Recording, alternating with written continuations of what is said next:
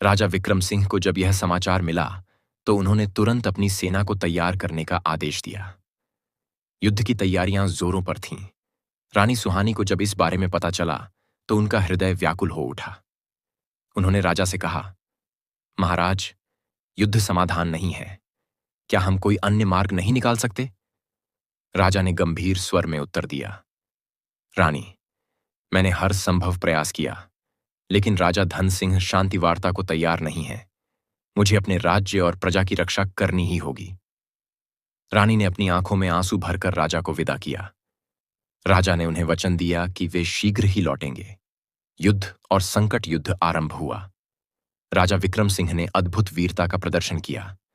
उनकी सेना ने शत्रु सेना को कड़ी टक्कर दी, लेकिन युद्ध लंबा खिंचता गया। कई महीनों तक युद्ध चलता रहा और अंततः राजा घायल हो गए। जब यह समाचार सुवर्णपुर पहुंचा तो पूरे राज्य में शोक की लहर दौड़ गई। रानी सुहानी को जब यह ज्ञात हुआ कि राजा गंभीर रूप से घायल हैं, तो वे विलंब न करते हुए स्वयं युद्ध क्षेत्र के लिए निकल पड़ीं। उन्होंने अपनी पोशाक बदलकर एक सामान्य सैनिक का रूप धारण किया और युद्ध क्षेत्र में पहुंची। वहां उन्होंने राजा को घायल अवस्था में पाया। उनका शरीर रक्त रंजित था, परंतु उनकी आंखों में अभी भी आत्मविश्वास झलक रहा था। रानी ने उन्हें तुरंत अपने घोड़े पर बिठाया और सुरक्षित रूप से अपने शिविर में ले आईं। वहां उन्होंने राजा की मरहम पट्टी की और पूरी रात उनके साथ रहीं। अमर प्रेम और विजय राजा धीरे धीरे स्वस्थ होने लगे।